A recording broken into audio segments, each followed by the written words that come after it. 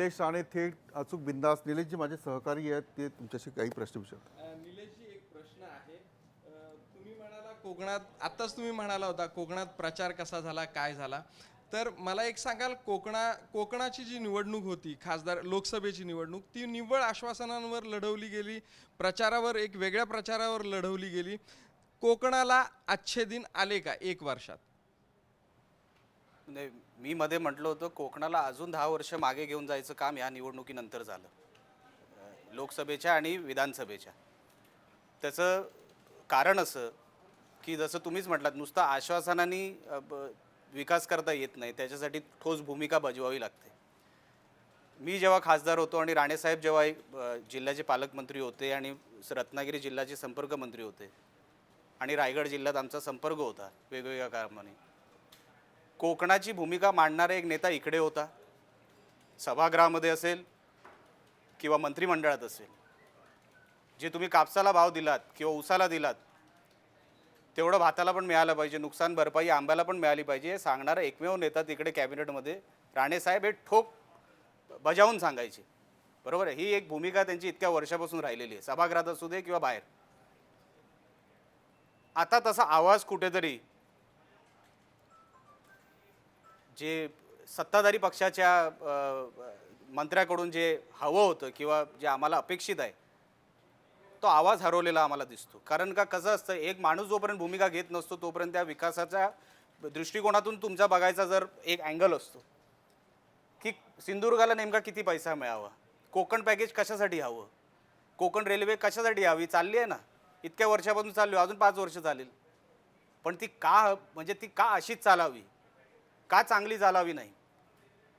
आम्ही जेव्हा वेगवेगळ्या राज्यांमध्ये जातो, आम्ही बघतो की एकेका भागाला कनेक्ट होणारे जवळपास 50 ट्रेनी असतील, वेगवेगळे फ्लॅग स्टेशन असतील, आणि म्हणून आम्ही भांडायचो, ते केंद्रात असेल किंवा इकडे असेल. आता भांडणारा माणूस तिकडे कोण नाही, ना कॅबिनेटमध्ये आहे ना त्या सभागृहात आहे.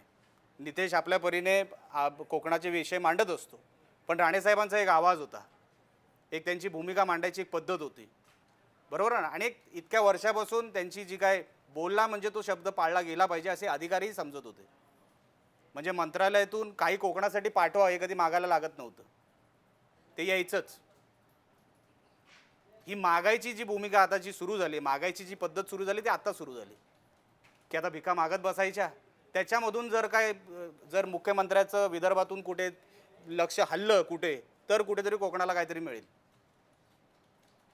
ही जी भूमिका आहे ना, ही कोकणाला अगोदर कधी दिसली नव्हती. जे निवडून आले आहेत विनायक राऊत, ते म्हणजे राणे कुटुंबामुळे कोकणात नुकसान झालं असं ते बोलतात.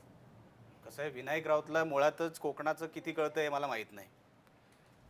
विनायक राऊत आले कधी कोकणामध्ये, त्यांचं पूर्ण राजकीय जीवन हे मुंबईतलं, वकोलामध्ये जिंकले पडले हे सगळं तिकडे झालं.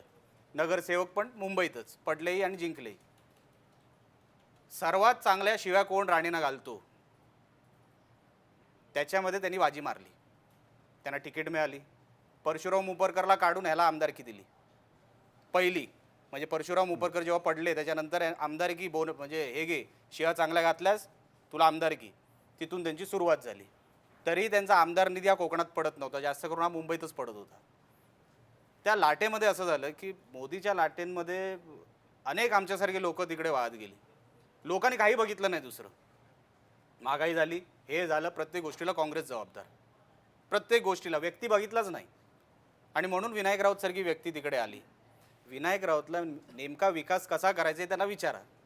जिल्हा नियोजन म्हणजे काय, DRDAची बैठक म्हणजे काय, पार्लिमेंट म्हणजे काय, ह्या सगळ्या गोष्टी. आता मध्ये मी कुठेतरी एका इंटरव्ह्यूमध्येच म्हटलं होतं, कोकणाला एक स्थान होतं. मी त्या रांगेत बसतो असं मी म्हणत नाही. बॅरिस्टर नाथपै असतील, मधु दंडवते साहेब असतील, सुरेश प्रभू साहेब असतील, मी त्या रांगेमध्ये मुळीच बसत नाही. त्यांनी एक दर्जा दिला होता, एक हिंदी इंग्लिश बोलण्याचा एक दर्जा दिला होता. आता विनायक राऊत सारखी व्यक्ती उठते, 193 ॲग्रेरियन सिच्युएशन ऑफ इंडियावर चर्चा चालू होती. त्याच्या काही दिवसापूर्वीच आपल्या इकडे गारा पडल्या होत्या. आता माणूस, खासदार लेवलचा माणूस सभागृहात जाऊन कसं बोललं पाहिजे. ती व्यक्ती उभी आहे, तिने बोलते हमारे कोकण में गारा पडा. आता कोकणमध्ये गारा पडा म्हणजे काय, आता तिकडे जी व्यक्ती बसली आहे ती काय समजणार हा कुठला माणूस आहे, कुठल्या भाषेत आपल्याशी बोलतो आणि मागतोय तरी काय. म्हणून विकास हा विनायक राऊत आम्हाला शिकवण्याची विनायक राऊतला गरज नाही पहिली गोष्ट. कारण का त्यांना विकासामुळे तिकडे कोकणाने निवडून दिलं नाही, त्या लाटेमुळे ते निवडून आलेले आहेत. पहिली गोष्ट, तिकीट त्यांना काही काम केलं म्हणून त्यांना तिकीट मिळालेली नाही आहे, आम्हाला शिवाय घातलं म्हणून त्यांना तिकीट मिळालेली आहे. म्हणून या दोन गोष्टी त्यांनी लक्षात घ्याव्या आणि उगाच्या नाही त्या विषयामध्ये विकास, फायनान्स, मार्केटिंग हा त्यांचा विषय नाही. तो आता चॅनलवर बोलू नये, पण तो गल्लीतला माणूस आहे, त्यांनी गल्लीतचंच राजकारण करावं. मातोश्रीचं कसं म्हणजे त्यांची ते कशी टाईल चाटता येईल तेवढं फक्त आता बघावं. शिवसेना ज्या लोकांना तिकीट देते त्यांची कुवत नसताना तिकीट देते.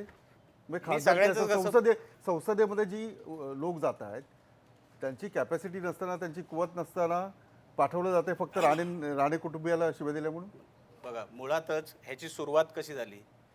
आम्ही जेव्हा शिवसेना सोडली तेव्हा राणेसाहेब काय बोलले होते की उद्धव ठाकरे न विचार करता काही व्यवहार करून तिकीटं देत आहेत, हे तेव्हा बोलले होते. बरोबर आहे, तेव्हा तर मी खासदार नव्हतो. न विचार करता तिकीट देत आहेत, त्याच्यामुळे आमच्यावर एवढा आक्रोश, आम्हाला बाहेर काढण्यात आलं. आम्ही निघालो नव्हतो, आम्हाला बाहेर काढण्यात आलं. हे सगळं झाल्यानंतर तेव्हापासून ते आत्तापर्यंत तेच होतोय. सर, मला एक म्हणायचं आहे की या विधानसभा निवडणुकीत एकटं लढून सुद्धा शिवसेनेनं 63 आमदार निवडून आणले, हे यश उद्धव ठाकरेंचं नाहीये. आता तुम्ही कोकणातलंच घ्या, मी जिथून निवडून उदाहरण तुम्हाला सांगतो, बाकीचं सोडून द्या. समजा जर उद्धव ठाकरे मुळे हे सगळं निवडून आले असते. कसं आहे, आमच्या अजूनही तळ कोकणामध्ये बाळासाहेबांनाच ओळखतात, उद्धव ठाकरेला कोण ओळखत पण नाही आणि त्या ह्याला तर ओळखत पण नाही, बारक्याला. आता ह्या सगळ्या गोष्टी तुम्ही खाली जर तुम्ही विचारलं काय रे शिवसेनेला का वोट करतो, अरे बाळासाहेब सांगून गेलेत, बाळासाहेबांना कसं सोडायचं. म्हणून ह्या ज्या जागा आल्या, जो मी बोललो ना, एक पिढी राहिली आहे, जी पिढी आज ही बाळासाहेबांच्या विचारांना धरून आहे, विचारांचा प्रभाव अजूनही ज्या आहे. आज ही विचारांना धरून आहे, ती पिढी एकदा ओलांडली, आता ती पिढी परत हा काय निर्माण करू शकत नाही, हे दोघंही नाही.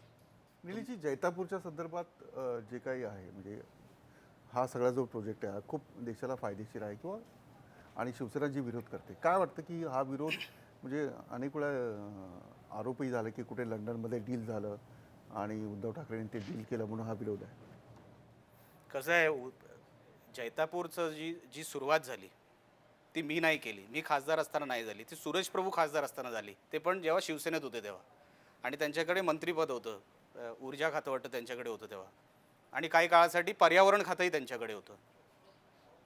तर अणुऊर्जा यावं किंवा जैतापूरमध्ये प्रकल्प व्हावा यासाठी त्यांच्या मॅनिफेस्टोमध्ये सुरेश प्रभूंनी घालून दिलेलं 2009चं म्हणतोय, माझ्या विरोधात जेव्हा ते होते तेव्हा.